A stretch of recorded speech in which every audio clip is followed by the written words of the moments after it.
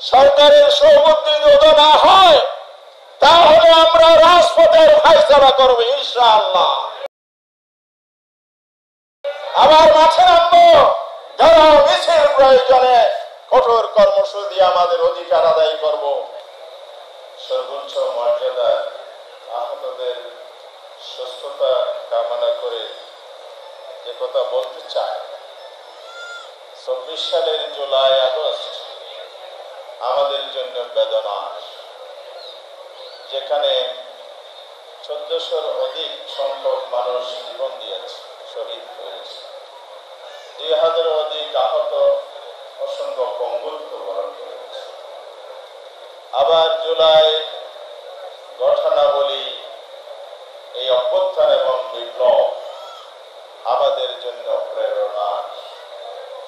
এখান থেকে আমরা প্রেরণা লাভ করি, মানুষ জীবনের মায়া ভুলে গিয়ে দেশপ্রেম, স্বাধীনতার চেতনা, মূল্যবোধ, গণতান্ত্রিক মূল্যবোধ, ইসলামী মূল্যবোধের ভিত্তিতে যে বাংলাদেশকে দেখতে চায়, ইনসাফের যে বাংলাদেশটি দেখতে চায়, সেই বাংলাদেশের জন্য জীবন দিতে পারে, রক্তের উপরে দাঁড়িয়ে নিজের জীবনের মায়া ভুলে ভয়কে জেগে সামনে দিকে এগিয়ে যেতে পারে, সে সাহস দেখিয়েছে আমাদের তরুণরা, আমাদের জনগণ। এটি আমাদের প্রেরণা।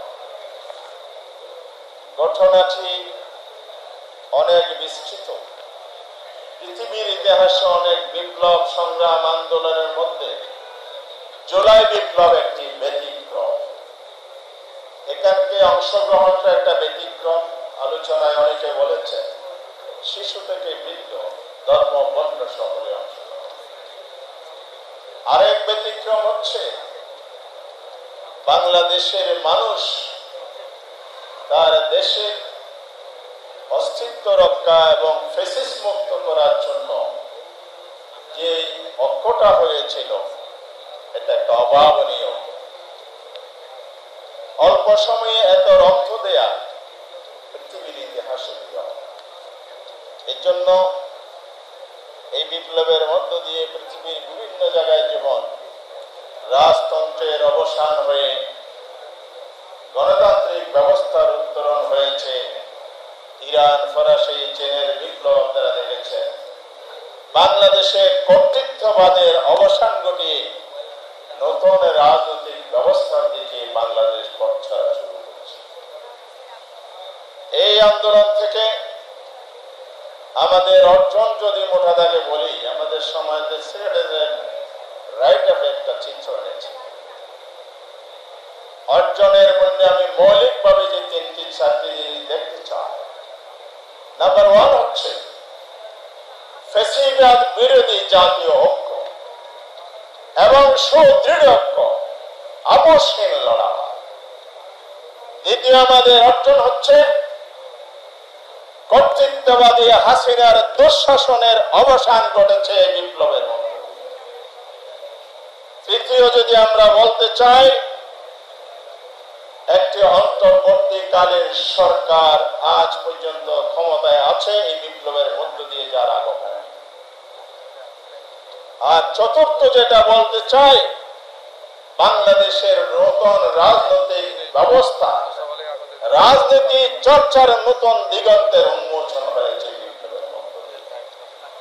কিন্তু দুর্ভাগ্যজনক হলো সত্য, বিপ্লবের মধ্য দিয়ে যে আকাঙ্ক্ষা তৈরি হয়েছে, যে লক্ষ্যে বিপ্লব হয়েছে, সেই সুন্দর নতুন বাংলাদেশ, কাঙ্ক্ষিত বাংলাদেশ, সমৃদ্ধ দুর্নীতিমুক্ত বাংলাদেশ কি আমরা দেখতে পাবো? একটু আগে বক্তা একজন বলে গেছেন, এখন নতুন করে পুরাতন সেই ট্যাগ লাগানোর রাজনীতি শুরু হয়েছে দেশের বিরুদ্ধে একটি বড় ষড়যন্ত্র হিসাবে। তকমা ট্যাগ কারা লাগায়? অজ্ঞতা, মূর্খতা, যুক্তি দিয়ে, বুদ্ধি দিয়ে যারা মানুষের প্রতিপক্ষকে মোকাবেলা করতে পারে না, এই দলীয় রাজনীতির পরিচয় হচ্ছে ট্যাগ লাগানোর রাজনীতি। এই দেশে এক সময় স্বাধীনতা বিরোধিতা রাজনীতি ট্যাগ লাগানো হয়েছিল, তারপরে জঙ্গিবাদের ট্যাগ লাগানো হয়েছে, এখন নতুন ট্যাগ লাগানোর সুর শোনা যাচ্ছে।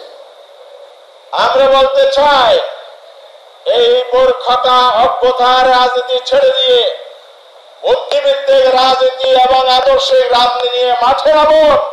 এই জন্যই জুলাই বিপ্লব হয়েছে।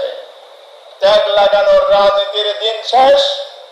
যে অপসৃষ্টি এর সূচনা করেছিল তাদের যে করুণ পরিণত হয়েছে, এই পথে যদি আবার কেউ হাঁটে, জনগণ তার সঠিক জবাব দেবে, দৃঢ় জবাব দেবে। আমি কথা আর বাড়াতে চাই না। সংস্কার চলছে, যে সংস্কারের জন্যে এই বিপ্লব হয়েছিল, অভ্যুত্থান হয়েছিল। দেশটি রাষ্ট্রের বিভিন্ন সেক্টরে যে আবর্জনা তৈরি করেছে, রাষ্ট্র ব্যবস্থাকে ধ্বংস করে দিয়েছে, সেই খাত থেকে দেশটাকে উঠিয়ে পথহারা বাংলাদেশকে পথ দেখানোর জন্যই মসজিদের ভিত্তিতে বিপ্লব হয়েছে। সেই জায়গায় আসতে হলে জামায়াত ইসলামী যে তিনটি কথা বলেছে, সংস্কার, বিচার, তারপরে নির্বাচন। আজকে আবার বলতে চাই, শহীদ পরিবারের কান্না এখনো শোনা যাচ্ছে। এই তিনটি শর্ত পূরণ হওয়া ছাড়া বাংলাদেশের মানুষ শুধু ক্ষমতার পালাবদল দেখতে চায় না। সংস্কারের দ্বিতীয় পর্ব কালকে আমরা শেষ করে এসেছি।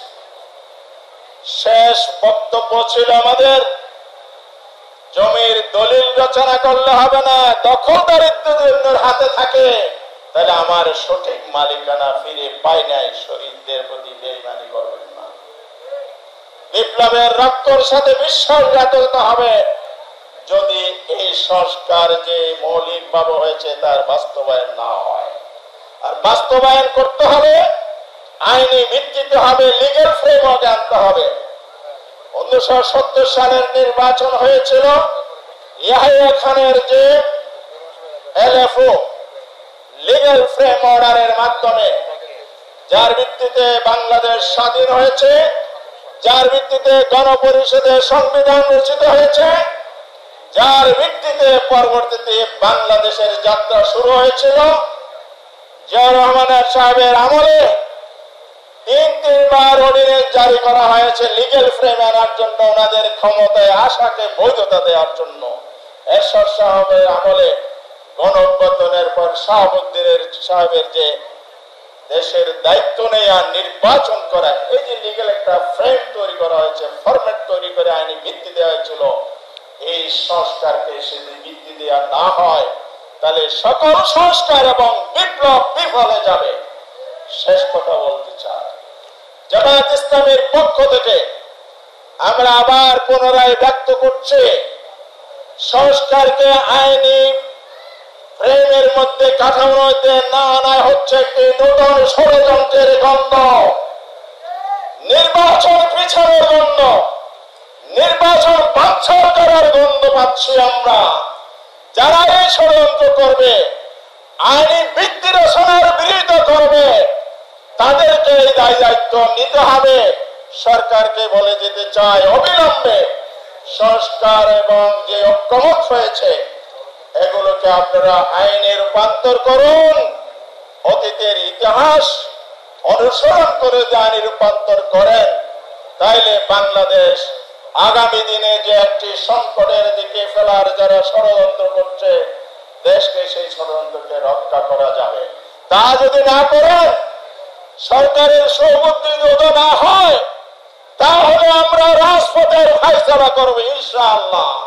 আবার মাঠে নামবো, যারা মিছিল প্রয়োজনে কঠোর কর্মসূচি আমাদের অধিকার আদায় করব, তাহলে বিপ্লবের স্বপ্ন পূরণ হবে। আসুন সবাই ঐক্যবদ্ধ থাকুন।